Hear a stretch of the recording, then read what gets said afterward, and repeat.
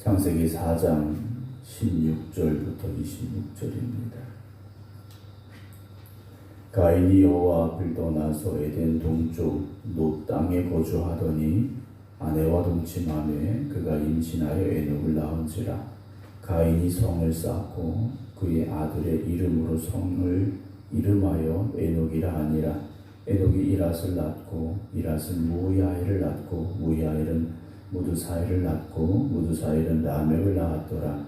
라멕이 두 아내를 맞이하였으니 하나의 이름은 아다요 하나의 이름은 실라였더라. 아다는 야발을 낳았으니 그는 장막에 거주하며 가축을 치는 자의 조상이 되었고 그의 아우의 이름은 유발이니 그는 수금과 퉁소를 잡는 모든 자의 조상이 되었으며 실라는 두발 가인을 낳았으니 그는 구리와 쇠로 여러 가지 기구를 만드는 자요 두발 가인의 누이는 나아마였더라. 라멕의 아내들에게 이르되 아다와 실라여 내 목소리를 들으라. 라멕의 아내들이여 내 말을 들으라. 나의 상처로 말미암아 내가 사람을 죽였고 나의 상함으로 말미암아 소년을 죽였도다. 가인을 위하여는 벌이 7배일진데 라멕을 위하여는 벌이 77배이로 하였더라. 아담이 다시 자기 아내와 동침하며 그가 아들을 낳아 그의 이름을 셋이라 하였으니 이는 하나님이 내게 가인이 죽인 아벨 대신에 다른 씨를 주셨다 함이며 셋도 아들을 낳고 그의 이름을 에노스라 하였으며 그때 사람들이 비로소 여호와의 이름을 불렀더라. 아멘. 할렐루야. 어제 가인이 동생 아벨을 죽였습니다. 그리고 나서 이제 하나님의 진노와 심판의 말씀이 그에게 임했는데 13절을 다시 보게 되면 가인이 하나님 내 벌이 너무 무겁습니다 라고 하나님 앞에 말씀을 드리죠. 그러면서 14절에 물은 나를 만나는 자마다 나를 죽일 겁니다 라는 말이 나옵니다. 우리가 성경에 창세기 지금 과정을 쭉 살펴보면 아담과 하와를 하나님 창조하셨고 아담과 하와가 가인과 아벨을 낳았더라까지 나와 있습니다. 그런데 아벨을 죽인 가인이 이제 땅을 유리하는 자가 될 것인데, 그러니까 방황하는 자가 될 것인데 가인을 만나는 누군가가 가인을 죽이려 할 겁니다. 나를 죽이려 할 겁니다. 하나님 어떻게 합니까?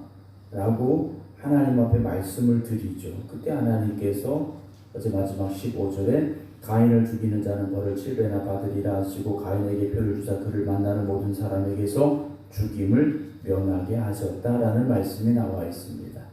지금 말씀드린 대로 지금 땅에 우리가 아는 사람은 딱 4명이 있었습니다. 가인과 아벨 그리고 그들을 낳은 아담과 하와 이렇게 4명이 있었는데 또 다른 사람들이 지금 등장을 하고 있죠. 이름을 알 수 없는 또 다른 사람들이 등장을 합니다.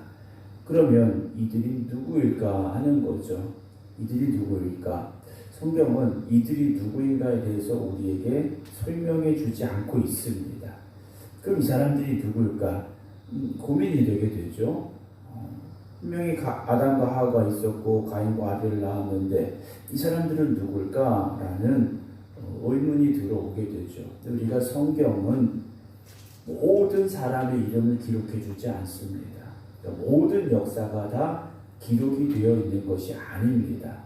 아담과 하와가 가인과 아벨을 낳았죠. 그리고 나서 이제 나중에 우리 오늘 본문의 말씀의 마지막에 이제 셋을 낳게 되는데요.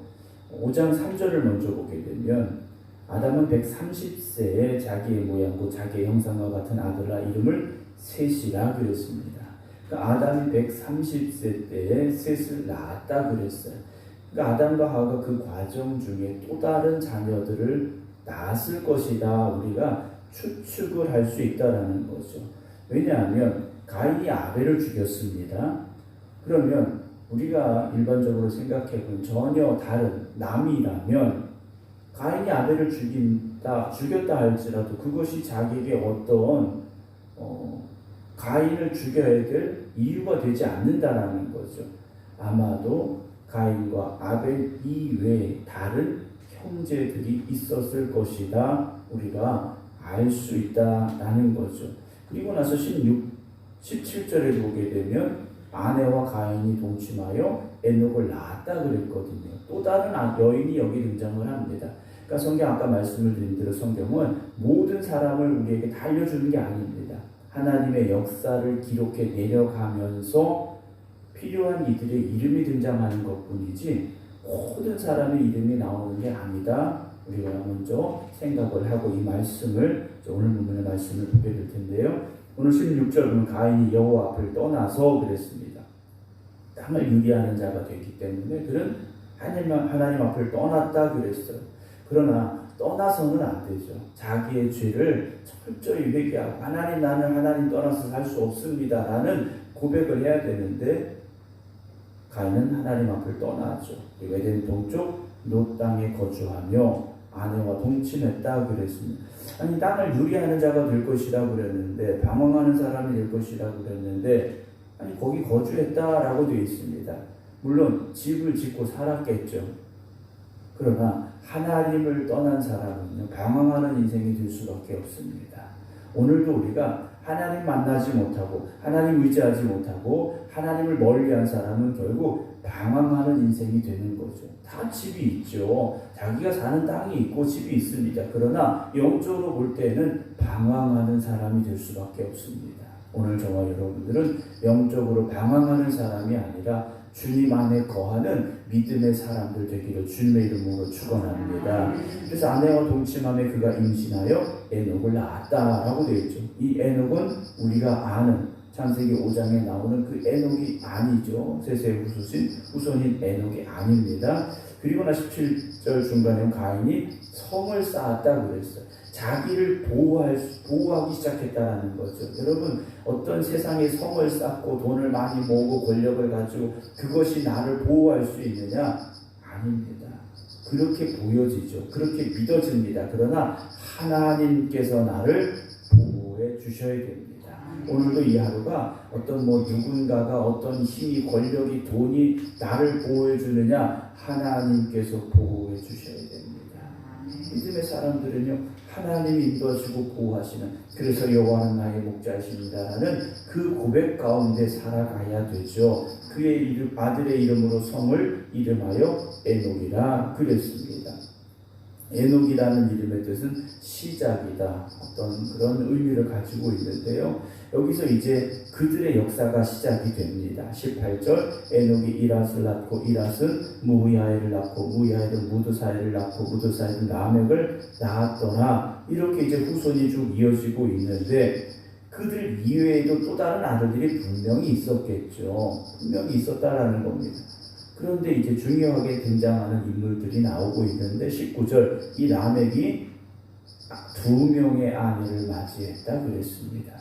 하나님 창조하신 섭리를 떠나서 2명의 아내를 두게 돼요. 하나의 이름은 아다, 하나의 이름은 실라였다라고 되어 있는데 라멕이라는 이름의 뜻이 무엇이냐면 힘센 사람입니다. 힘세다라는 거예요. 어떤 다른 사람보다 더 강한 힘을 가졌겠죠. 그래서 이 사람은요 나는 아내를 2명을 두겠다 하면서 2명의 아내와 이제 살게 된 겁니다. 2명의 아내 이름이 나오죠. 아다와 실라가 나오는데 아다라는 이름의 뜻은 꾸민 사람입니다. 뭔가 좀 화려하게 예쁘게 꾸민 사람 이런 뜻이 있고 실라라는 이름은 딸랑거리는 자라는 의미를 가지고 있습니다. 악기를 연주하든지 이런 의미일 수 있겠는데요. 21절을 보면 그의 아우의 이름은 유발이니 수금과 퉁소를 잡는 모든 자의 조상이 되었으며 실라는 두발가인을 낳았으니 그는 구리와 쇠로 여러 가지 기구를 만드는 자요 두발가인의 누이는 나아마였더라. 어찌 보면 인류의 역사가 좀 더 이제 제대로 세상말로 보면 제대로 이제 여러 가지 종류의 역할을 가진 사람들이 등장하고 있다라고 보여질 수 있겠죠. 문명이 발달했다라고도 말할 수 있을 겁니다. 근데 문제는 23절에 나옵니다. 라멕이 아내들에게 이르되 아다와 실라여 내 목소리를 들으라 라멕의 아내들이여 내 말을 들으라 하면서 이제 말을 하게 되는데 우리는 23절과 24절의 이 두 절의 말씀을 흔히 그렇게 말합니다. 피의 노래라고 부르게 되는데 왜 그러냐면 나의 상처로 말미암아 내가 사람을 죽였고 나의 상함으로 말미암아 소년을 죽였다라고 나옵니다. 그러니까 이 라멕이라는 사람은 사람을 죽였다라는 거죠. 왜 죽였느냐? 누군가 나에게 상처를 줘서 죽였어요. 또 어떤 소년이 나를 상하게 해서 그 소년을 죽였다라는 거예요. 그러니까 나에게 해를 입혔으니까 너 죽어야 돼. 이렇게 살았던 사람이라는 거예요. 아마도 자기가 힘센 사람이었으니까 그렇게 살았는지 모르겠습니다. 그런데 살인이라는 것이 일반화되고 있다는 거죠. 하나님이 창조하신 그 생명이 사람의 손에 이제 죽어가기 시작하는 시대가 되고 말았다는 겁니다.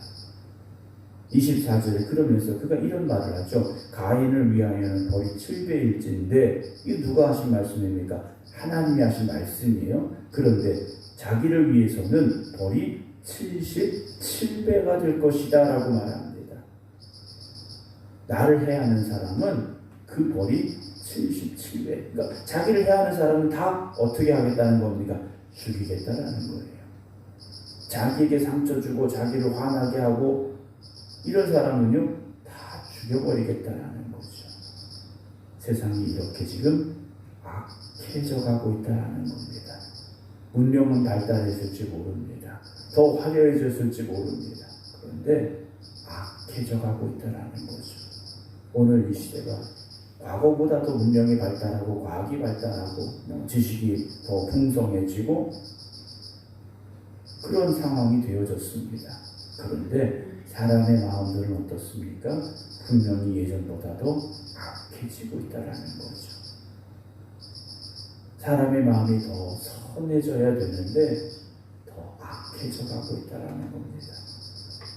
반면에 25절 아담이 다시 자기 아내와 동침함에 그가 아들을 낳고 이름을 셋이라 하였으니 이는 하나님이 내게 가인이 죽인 아벨 대신에 다른 씨를 주셨다 함이며 셋도 아들을 낳아 그의 이름을 에노스라 하였으며 그때 사람들이 비로소 여호와의 이름을 불렀더라 라고 되어 있습니다.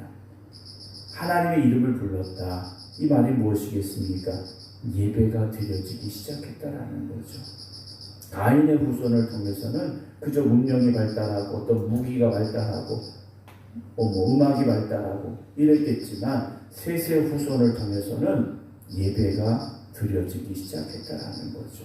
하나님을 찾기 시작했다라는 겁니다. 예배란 무엇입니까? 하나님과의 관계의 회복이지 않습니까?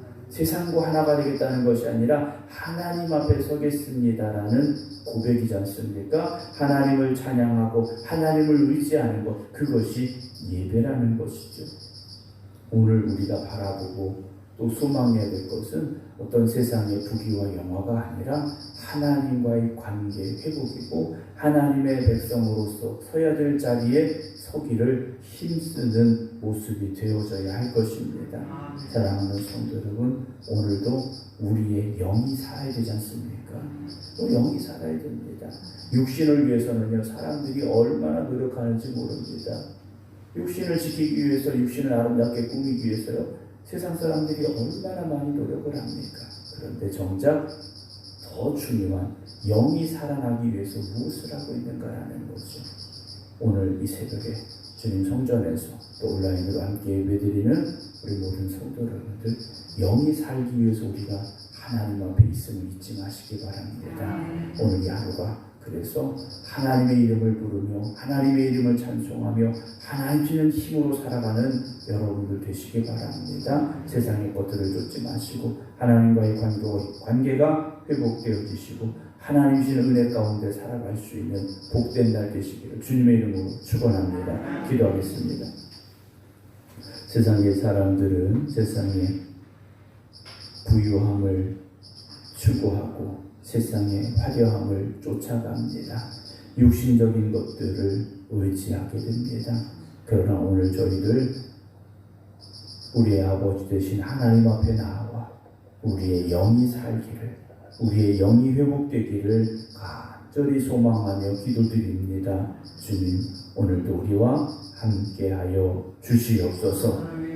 동생을 죽인 가인의 후손들의 모습, 우리가 함께 오늘 말씀을 통하여 보았습니다. 그들로 인하여 과학이 발달하고 운명이 발달하고 문화가 발달하고, 그러나 더 중요한 하나님을 찾지 못했던 그들의 모습을 보았습니다. 라멕은 사람을 죽였습니다. 그러나 그것이 자기의 자랑이 되고 있음을 또한 보게 됩니다. 그들을 보시며 가슴 아파하실 하나님의 마음을 우리가 깨닫게 하여 주시옵소서. 그래서 오늘도 우리가 세상의 길을 걸어가는 사람들이 되지 말게 하시고, 오직 주님만 바라보며 믿음의 길을 걸어갈 수 있는 저희들 되게 하여 주시옵소서. 그래서 우리 영을 살리시고 우리의 영을 회복시켜 주시는 주님을 바라보고 의지함으로 말미암아 오늘도 이 하루가 하나님의 자녀로서의 삶을 살아가는 저희들 되게 하여 주시옵소서. 이제는 우리 주 예수 그리스도의 은혜와 아버지 하나님의 극진하신 사랑하심과 성령님의 감동 감화 교통하심이 오늘도 하나님만 바라보고 하나님만 의지하며 살겠습니다. 기도드리는 모든 성도들 위해 이제부터 영원토록 함께 하시기를 간절히 축원하옵나이다. 아멘.